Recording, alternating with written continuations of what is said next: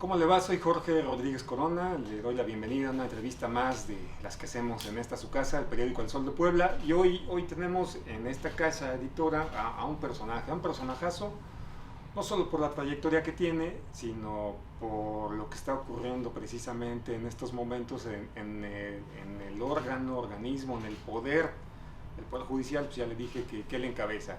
Y me refiero a Carlos Palafox Galeana, a quien me da mucho gusto recibir en este estudio. No. Carlos, bienvenido al Sol de Puebla. Jorge, muchas gracias y muchas gracias por recibirme en este bellísimo histórico lugar. No solamente por su peso en la historia de Puebla, sino por su puesto en el periodismo de Puebla. Así es. Y pensé en dos cosas, como empresa periodística y como edificio. Pensé que ibas a hablar del edificio también.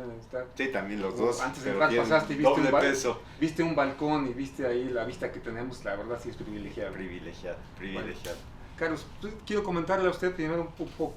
Trataré de ser breve, aunque no será fácil.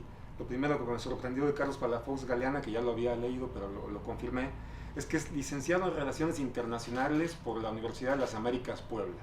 Es licenciado en Ciencias de la Comunicación por la Universidad de las Américas Puebla y licenciado en Derecho por la Universidad de las Américas Puebla.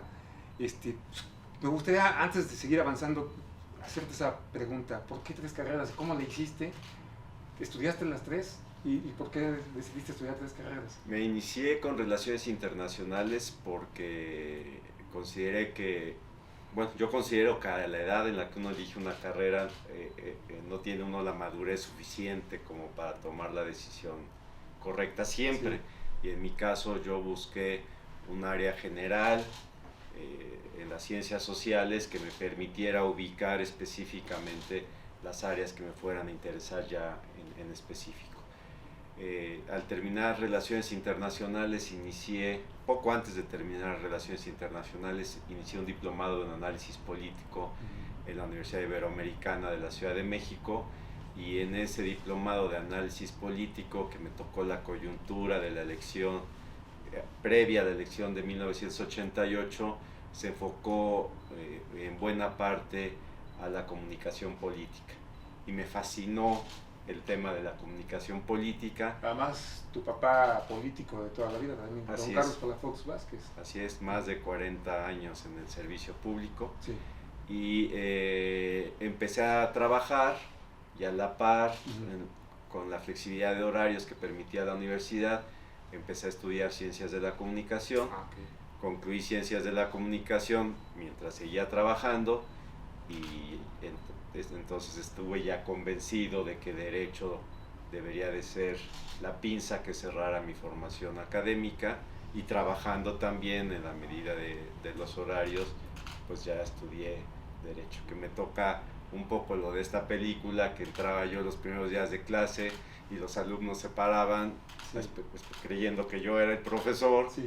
Ya por mi edad avanzada, sí. Y me quedaba yo sentado hasta atrás, hasta que se dan cuenta que yo era un alumno más de clase. Entonces, por eso, esa es la razón, me fue llevando una cosa a la otra, y eso es el motivo de las tres carreras. Pues bien, Carlos, muchas gracias. Después de esta pausa seguiré mencionando parte de tu currículum en el servicio público, que es donde más has tenido experiencia profesional, según vi en el currículum. Fuiste secretario particular un año de Manuel Bartlett Díaz en su primer año de gobierno, en 1993. Luego fui su secretario auxiliar durante la campaña, okay, y fui su secretario particular al inicio de su sexenio, y de ahí se me invitó a participar como director general de lo que era entonces el Instituto Poblano de la Vivienda. ¿Te quedaste todo el sexenio en esa posición? El sexenio en esa posición, sí. Luego en el gobierno de Melquíades Morales estuviste una parte en el fideicomiso del Paseo de San Francisco, y me llamó la atención que estuviste 2 años en la Secretaría de Finanzas como coordinador de proyectos estratégicos, cuando estaba muy fuerte el grupo Finanzas, que después hizo historia, ¿no? Porque arribó al poder. ¿Alguna vez fuiste parte de ese grupo? No fui parte de ese grupo. Yo tenía encargados proyectos como gobierno electrónico, que era una parte muy importante en ese entonces, sí, como proyecto a desarrollar, pero no realmente.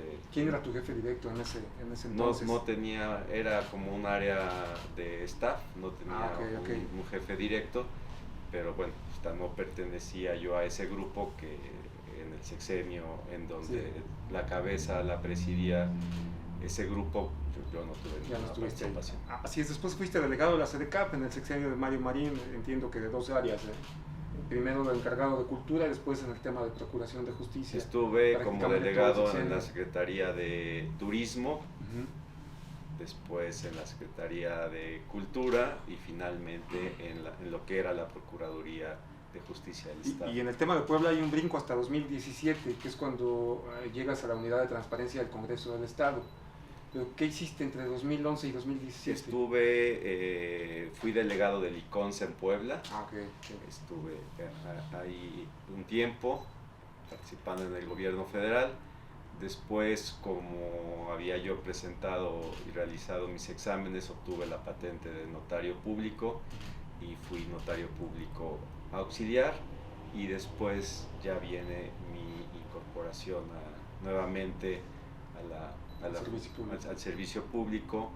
Llego como abogado general de la Universidad Tecnológica de Puebla, que eso ha sido una experiencia muy grata en mi vida, como director jurídico de la Secretaría de Turismo y Cultura, como director jurídico de la Secretaría de Economía. En este gobierno, en el gobierno de Miguel Barbosa. Así es. Ahí te quería preguntar, ¿cómo llegaste al gobierno de Miguel Barbosa? ¿Quién te invita? Me invita el gobernador Barbosa a raíz de algunas intervenciones que teníamos cuando él convocaba a jurídicos de las diferentes dependencias. Repito, yo lo era de Economía. ¿Empezaste el sexenio de Barbosa en Economía? Empecé el sexenio del gobernador Barbosa como director jurídico en la Secretaría de Turismo. Ok. Posteriormente, ¿Ahí cómo llegaste? Estaba en el gobierno de Guillermo Pacheco, en esa misma posición, continué ahí. Después en la Secretaría de Economía y en algunas 2 o 3 intervenciones que tuve en reuniones con jurídicos. El gobernador Barbosa se interesó en las opiniones que daba y me invitó a incorporarme a su equipo cercano de trabajo.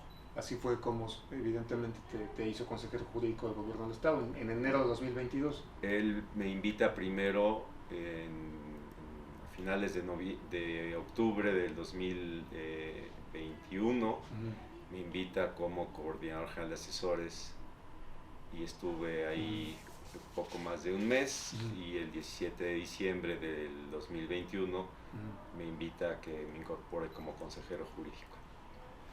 Y después viene en octubre, es cuando a partir de estas reformas, muy ambiciosas reformas que propone precisamente el entonces ejecutivo Miguel Barbosa al Congreso para reformar el Poder Judicial, es que Carlos Palafox es elegido como magistrado y magistrado presidente del Consejo de la Judicatura.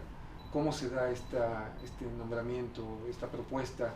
¿Y cómo asumes tú? ¿Cómo se da y cómo asumes tú ese gran reto que viene por delante? Como lo comentó el gobernador Barbosa en su tiempo, desde la época de su campaña, él inició recogiendo las demandas ciudadanas, inició con este proyecto o este primer borrador de la reforma al Poder Judicial, que se fue construyendo durante toda su administración y que se fortaleció su construcción durante el 2022. Sí. Como consejero jurídico tuve la oportunidad de participar ya en esa etapa final de la construcción, pero fue una construcción realmente no solamente integral, sino global.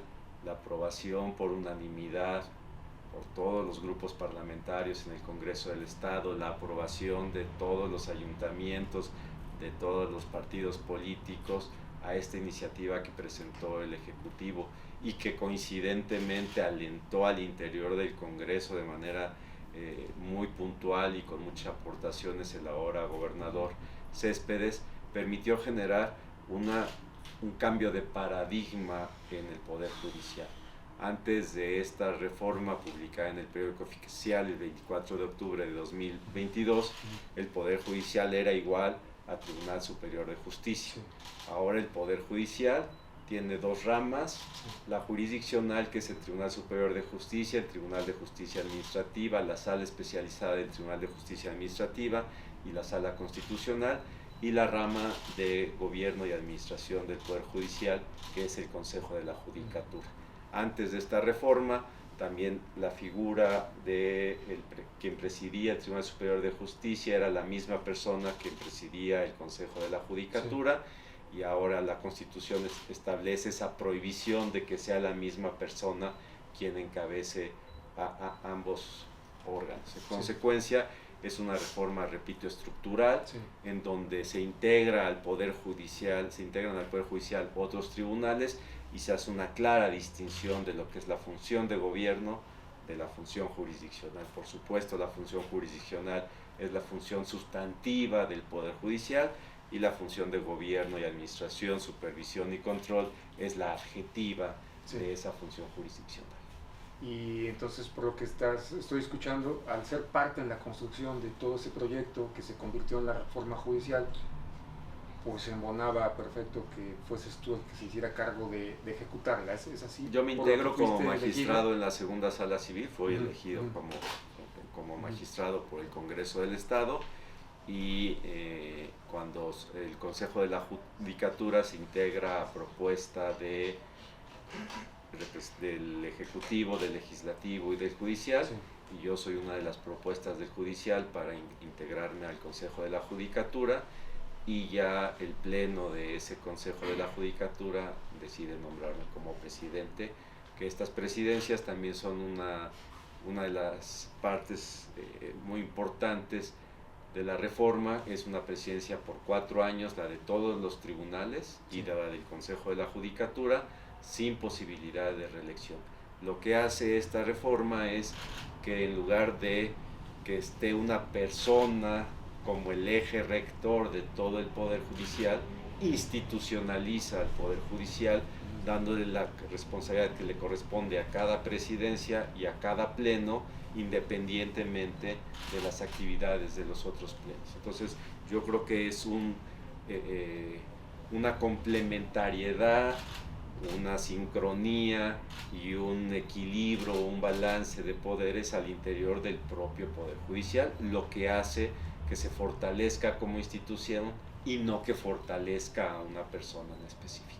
Carlos, acabas de narrar y de escribir cómo es todo este procedimiento legal, jurídico para nombrar a un magistrado, incluso para nombrarte, pero pues en política la percepción siempre es diferente. O sea, y no solo hablo de Miguel Barbosa, que nada más que ya falleció, sino todos los gobernadores hacia atrás en este sistema político que se inventó a partir del PRI. El gobernador en turno elige un representante antes del Tribunal Superior de Justicia, afín con quien simpatiza, a quien incluso le puede dar órdenes. Hablo del pasado, y quien llega al Poder Judicial a representar sus intereses. Esa misma percepción pasó contigo, porque además venías de su gobierno, no podíamos ocultarlo. ¿Llegaste a representar los intereses de Miguel Barbosa en el Poder Judicial? No me narres otra vez la parte jurídica, legal, porque ya la sabemos, ¿no? También sabemos que pueden además mandar órdenes por abajo. No te voy a aventar el rollo, te voy a decir, sí. Conocía yo perfectamente lo que implicaba la reforma constitucional, sí.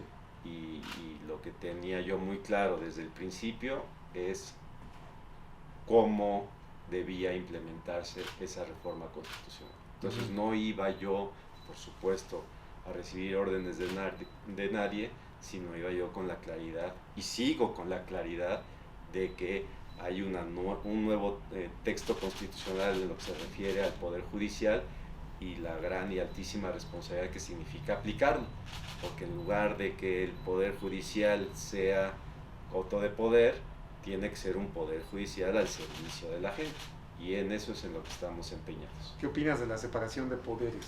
Que sí está bien definida la Constitución, ahí sí está, pero ¿qué opinas de la separación de poderes? ¿La apoyas, la promueves? ¿Debe ser así en Puebla?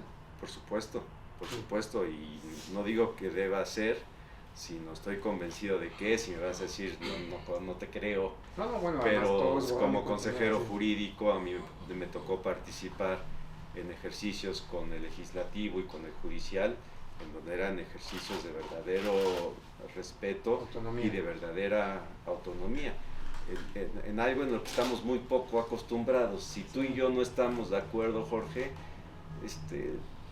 en México como que no somos muy propensos al debate, o Sí. estamos de acuerdo o somos enemigos, Sí, o nos sí, peleamos. claro. Pero a discutir ideas diferentes, tener diferencias, aprender de lo que yo creo que tú puedes aportar a mis ideas, es una riqueza muy amplia. Y esta discusión entre poderes, este debate entre poderes, por supuesto que enriquece la vida institucional de cualquier entidad federativa y del país. Carlos, ¿cómo fue llegar a un poder donde pues, hay muchos compromisos y privilegios internos donde no te conocían y al que tú no conocías? ¿Cómo fue llegar a ese poder y de repente ser el jefe, políticamente hablando, de todos y de todas? Porque asumiste ese liderazgo, que te lo da además la construcción de esta reforma legal. ¿Cómo fue llegar a un poder así, ser extraño? Precisamente te comentaba lo de despersonalizar para institucionalizar, Sí. porque en ningún momento ni me he considerado ni me consideré jefe de nadie. Sí. Yo me considero con las atribuciones que me da la Constitución, y con esas son suficientes y bastantes como para asumir o alguna jefatura o un liderazgo. Lo que sí te puedo decir, y yo creo que es humano, Sí. que cualquier cambio de la naturaleza que sea genera primero incertidumbre, Sí. a ver hasta dónde va a llegar el cambio, y aquí te lo digo honestamente, me encontré primero con la interrogante de, no, seguro solo es cambio de persona, no es cambio de paradigma. Y después con él, no, pues no solamente fue cambio de persona o de personas, sino también es un cambio del estado de cosas en las que funcionaba el Poder Judicial. Y esta reforma al Poder Judicial no es porque no se hicieran bien las cosas, Sí. sino como en toda sociedad tan dinámica, tan cambiante, no puede seguir funcionando ninguno de los poderes como funcionaba hace 40 o 60 o 70 años. Tiene que ser poderes que se actualicen y que se involucren de manera cercana a la gente. Entonces, ese cambio sí genera pues cierta inestabilidad, cierta molestia de algunas personas. Pues para nadie es secreto que en México existe la corrupción. Claro, claro. Para nadie es secreto que la corrupción mueve muchos intereses, y que cuando lo que se busca atacar son precisamente como áreas de oportunidad, acabar con centros de corrupción, pues vemos lo que estamos viendo ahora. Pero lo que sí te afirmo es que el 99.9% del personal del Poder Judicial es personal de verdad comprometido con que las cosas cambien. Sí. Y comprometido con que las cosas cambien en el sentido que marca la Constitución, porque ellos mismos son los principales afectados cuando su jefe se presenta una vez a la semana a trabajar, sí, cuando ellos les tienen que hacer el trabajo a su jefe, cuando las condiciones laborales no son las adecuadas. Entonces ellos mismos son los principales convencidos de que son el motor, y con ellos se va a realizar el cambio. No a pesar de ellos ni contra ellos, sí, sino con ellos. Así es. Con el 99.9% de los trabajadores del Poder Judicial, que entienden muy bien que el compromiso es muy grande con la sociedad. Oye, en ese porcentaje van incluidos jueces y magistrados. Hablo de ellos porque son, digamos, la parte que más pesa dentro de ese poder por las decisiones que ya toman y la influencia que tienen, y no solamente hacia afuera con el tema de sus determinaciones y sus resoluciones, sino internamente también. Todos, me imagino, para bien o para mal, son cotos de poder. ¿Cómo fue la actitud de ellos ante este nuevo paradigma del que hablas? Especialmente jueces y magistrados están en este 99.9%. No hay una división al interior del Poder Judicial. Si tú ves las dos manifestaciones, por así llamarlas, que han sido encuentros con las personas que han querido expresar condiciones laborales que datan de hace 20 años, como ellos los quieren, pues son grupos de 80, 90 personas, de casi 2.600 trabajadores, y no estoy quitándole importancia o minimizándole, sino que pareciera, y es muy periodístico manejar hay caos en el Poder Judicial, hay sublevación en el Nunca hay Poder nada, Judicial. ya que salen entre sí protestan, pues, dan Entonces nota, sí, sí. te dan nota, y lo que hemos visto es algo diferente, es un Poder Judicial que está dando la cara.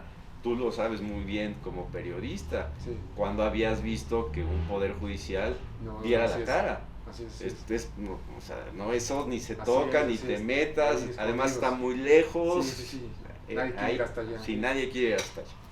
Carlos, antes de pasar a eso, pero ya lo adelantaste, ¿cómo encontraste el Poder Judicial? Lo bueno y lo malo. ¿Qué hay que cambiar? ¿Qué hay que mantener? ¿Qué hay que mejorar? Francamente te digo que encontré lo bueno y lo mejorable. Okay. Lo bueno y las áreas de oportunidad.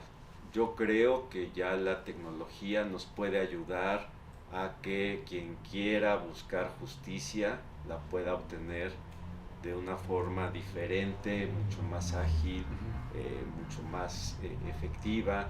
Si tú quieres hablar con un juez o con un magistrado o con un secretario de acuerdos o con un defensor público, como ya lo iniciamos, que puedas solicitar una cita en línea, que puedas tú seleccionar a qué hora y qué día te conviene y que en ese momento efectivamente seas atendido, sí, claro. y no las largas filas de estar esperando a algún servidor judicial para que te pueda atender.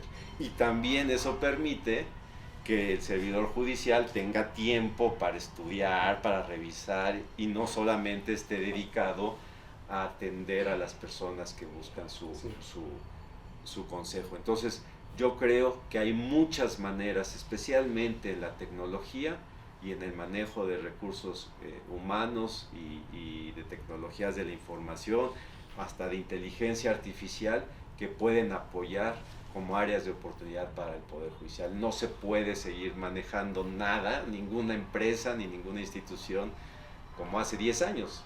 Ha cambiado el mundo en los últimos 10 años de manera muy importante. Carlos, hablaste de corrupción. A partir de estas nuevas reformas, ¿se puede combatir la corrupción? No solo de eso, y además de un cambio de actitud de la gente que está trabajando ahí. ¿Se puede combatir la corrupción que existe? Se debe combatir. Sí. Por supuesto, sería yo ingenuo si dijera un plazo o una forma para terminar con la corrupción, pero yo creo que lo más importante es que a quien le pide, la persona a quien algún servidor le pide dinero, tenga la seguridad de que presentando su queja va a tener una respuesta positiva y no va a tener ninguna represalia por parte de quien le está pidiendo ese tema de corrupción. Aunque pudieran ser jueces y magistrados. Pudieran ser los que pudieran.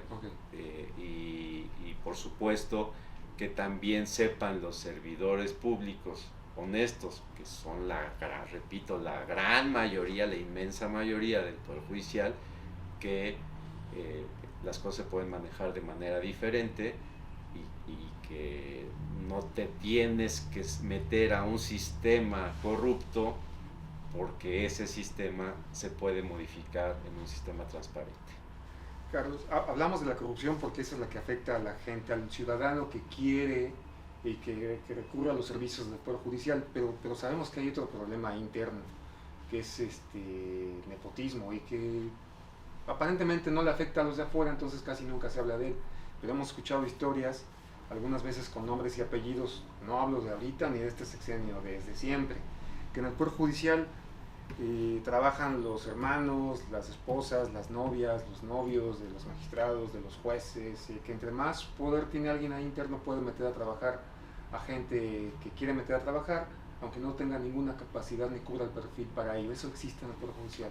Yo creo que eso también es una forma de corrupción, y eso es algo que se tiene que dejar de funcionar. Sí, existe. Y tan existe que la propia reforma, no es algo que yo diga, claro, es la propia reforma constitucional la que te dice que presentes tu declaración de intereses, aquella en la que digas que si tienes algún familiar o algún socio o algún interés en particular que pudiera hacerte perder la objetividad en el ejercicio de tu función pública, lo tienes que declarar. Entonces, no es que yo diga que existe, es por si existe, Sí. la propia Constitución prevé ahora, a partir de esta reforma, que se tiene que hacer esa declaración. Eso no existía, para que se entonces. haga una valoración, no existía, para que se haga una valoración de si esa relación familiar o de cualquier tipo Ok. pudiera Sobre la afectar algún interés ¿Eso se va a hacer justicial. anual todos los años? ¿Se va a hacer esa Así es, declaración y de ya se intereses? inició la primera etapa de implementación del sistema. La segunda etapa ya que es en la que estamos, es alimentar ese sistema con la información, y la tercera etapa es la identificación de aquellas áreas a donde pudiera haber este cruce de intereses entre personal del Poder Judicial. Carlos, vamos otra vez al tema del movimiento, de las protestas, para no repasarlo todo porque ya ha sido ampliamente informado en todos los medios de comunicación, pero ¿qué opinas de este movimiento, de estas protestas? Yo te daría tres comentarios. Sí. Yo no fui enterado de manera formal que iba a iniciar, que iba a haber una manifestación el 3 de abril en la explanada de Ciudad Judicial. A mí me dijeron hoy en redes sociales, se está comentando, Okay. esa fue la primera, va a ser a las 12 del día. Entonces, a mí nadie me dijo, nadie me invitó, nadie me convocó. Yo me presenté al cuarto para las 12, fui el primero en estar parado en la explanada, porque dije, si va a suceder, yo aquí estoy para dar la cara, y así sucedió. ¿Llevaste policías o fuiste solo? Solito, ahí deben de estar las fotos, Sí, sí. ahí está solo. Ahí estaba solo, empezó a llegar la gente, primero con incertidumbre de si vamos a poder hablar o va a haber represalias, y lo primero que me dijeron, tenemos muchas peticiones, pero la única que queremos que nos responda es cuando nos dan un incremento a nuestra compensación, la famosa J5. Cuando me hicieron esa pregunta, les dije, perdón, su única petición que me están haciendo es incremento a la compensación J5. Sí, eso es lo que más nos importa. Sí nos importa el estacionamiento, los garrafones de agua y demás, pero eso es lo que más nos importa. Claro, muy bien. ¿Qué problema tienen con esa compensación? Es que hace 20 años que no nos la incrementan. Sí. Otra vez, discúlpenme, ¿hace cuánto que no se las incrementan? Hace 20 años. Entonces, la compensación que no les incrementan hace 20 años. Me imagino que se han de haber manifestado durante esos 20 años veces. Muchas veces. Sí. No, esta es la primera y queremos que nos resuelva. Entonces, entendí que esto es un tema mucho más allá de esa petición. No digo que no sea loable solicitar un incremento en la compensación, no digo que no esté, que no esté mal, que no se haya incrementado en 20 años, y no digo que se me exija que se solucione. Nada de eso está mal. La demanda es real. Lo que yo digo es, bueno, eso más gritos de apoyo en favor de otras personas, más esta percepción de inestabilidad en el Poder Judicial, me parece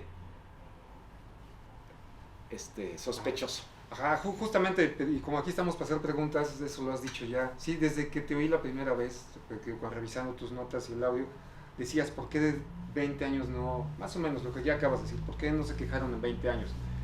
Da la sensación que tú dices, y otra vez me quedo con esa sensación, esa percepción, de que dices, alguien los mandó. Te pregunto, ¿alguien los mandó? No, yo diría que les faltaría el respeto a quienes se manifestaron si dijera que fueron mandados, pero obligados por alguien.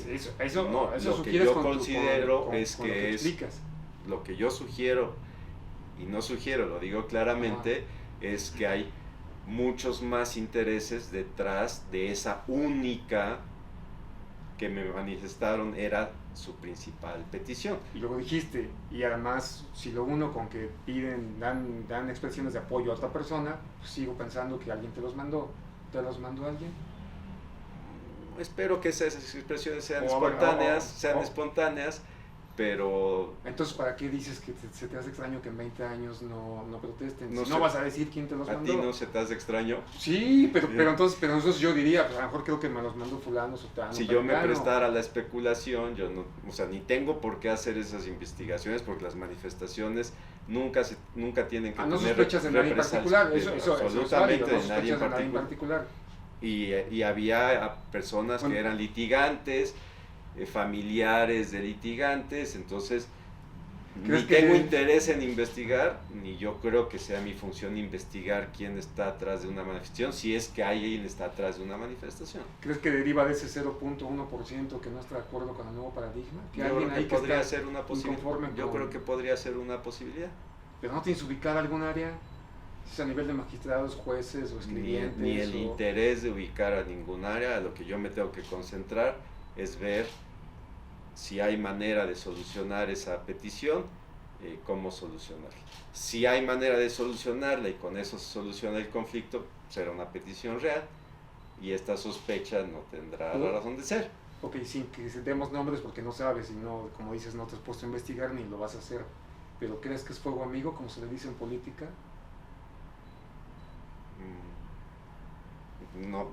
No creo que sea, no creo que sea fuego, porque nada se está quemando. Okay. Y no creo que haya una estrategia al interior del Poder Judicial para desestabilizarlo. Entonces, ni fuego ni amigo. Decías que mencionaban, hubo gritos, hubo expresiones a favor de algunos otros integrantes del Poder Judicial, salvo que me corrijas, yo recuerdo que hablaron de Margarita Galloso. ¿Y cómo te llevas con ella, con la presidenta del Tribunal Una Superior de excelente Justicia? relación, lo he repetido cuantas veces me lo han preguntado, es una persona que admiro, que tiene carrera judicial, que ha recorrido todos los escalones de la carrera judicial, que sea la primera mujer presidenta del Tribunal Superior de Justicia es algo histórico en Puebla, y a mí me parece no solamente una persona con una capacidad excepcional como jurista, sino la persona adecuada para que en este momento presida el Pleno del Tribunal Superior de Justicia. ¿Crees que estés celosa por la posición que te dio el cargo? No, ¿Que te da la reforma? De ninguna manera, es una persona madura, profesional, responsable y que quiera la institución como pocas personas. Solo para cerrar este tema, ¿y qué harás o qué hará el Poder Judicial o esa gente que además manifiesta cosas que le ocurren a muchos, no solo a ese grupo de 80 personas? ¿Qué hará el Poder Judicial para responder a sus demandas? Las que sean razonables. Tenemos que, yo lo comentaba en esa ocasión, Jorge, que tenemos que ser responsables al responder. Muchas veces ganarse un aplauso es muy fácil, pero no es responsable.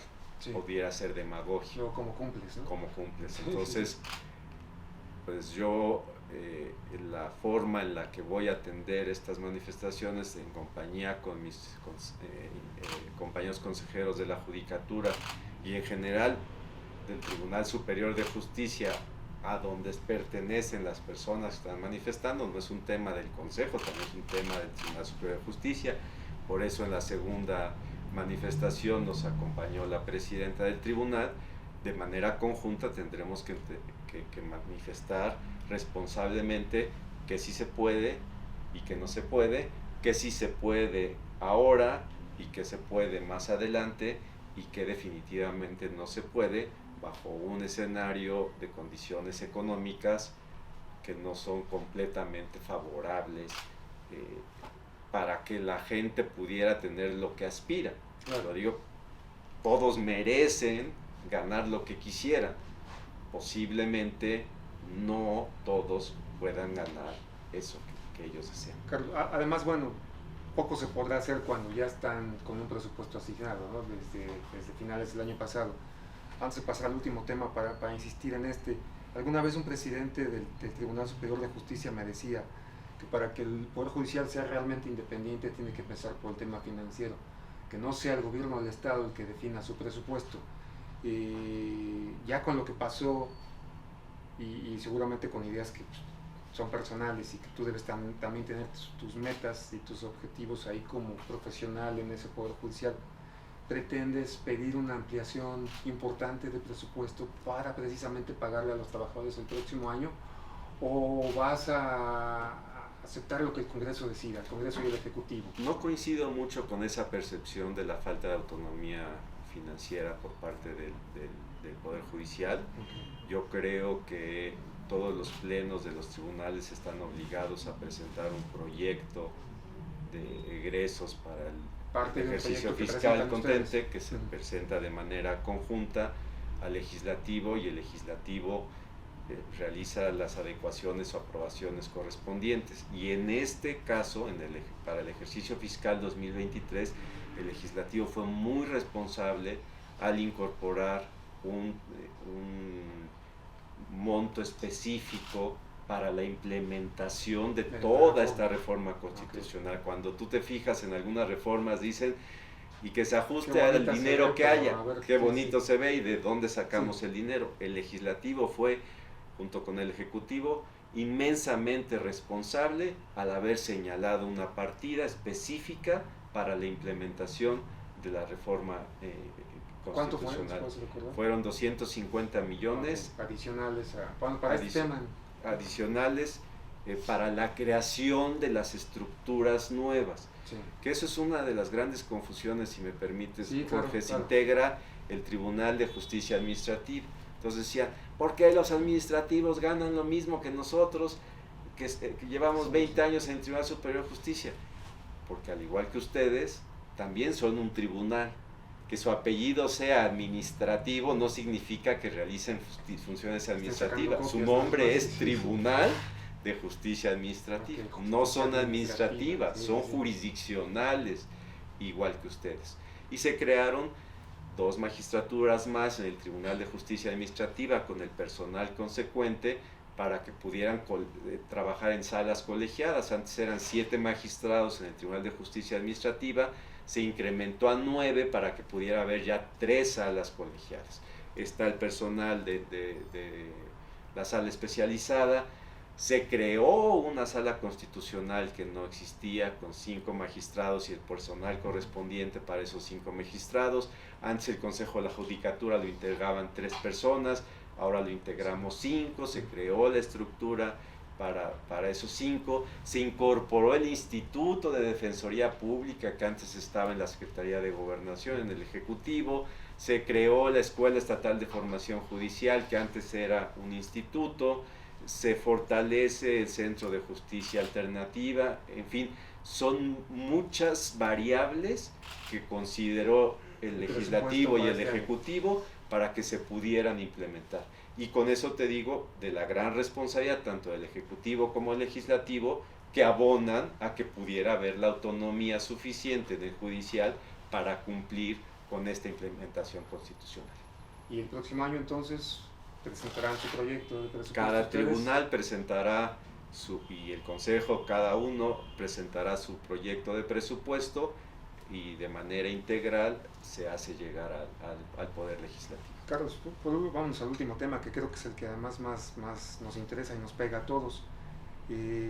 Todos los mexicanos y por tanto los poblanos nos quejamos de la inseguridad, que va de la mano con la impunidad, y en el tema de la impunidad pues entran varios factores o varios entes, entre ellos el desempeño de las policías, el desempeño de las fiscalías, el desempeño del Poder Judicial.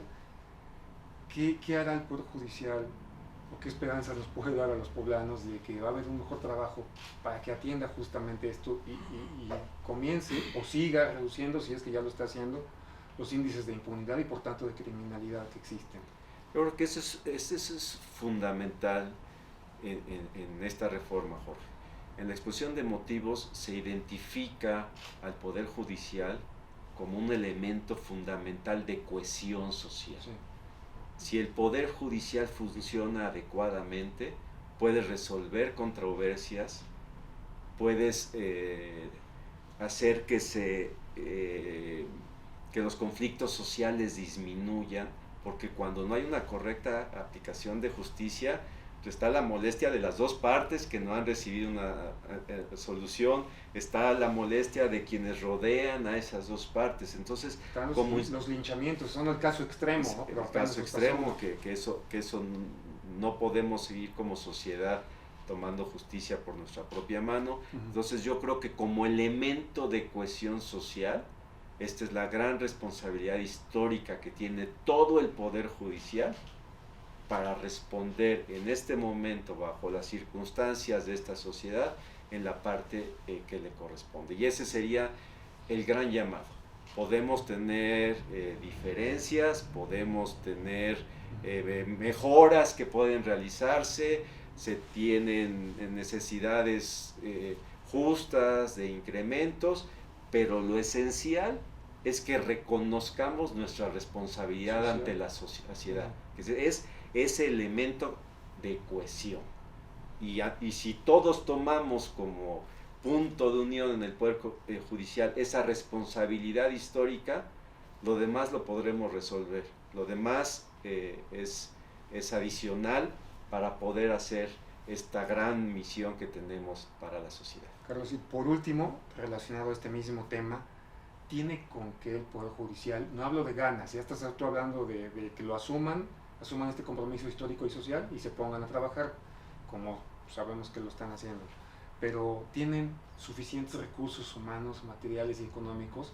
Porque también oímos que faltan jueces, que faltan ministerios públicos, bueno, eso no les toca a ustedes, perdón, pero que faltan más recursos humanos en muchos rincones del Estado justamente para hacer llegar a la justicia. Los recursos nunca son suficientes,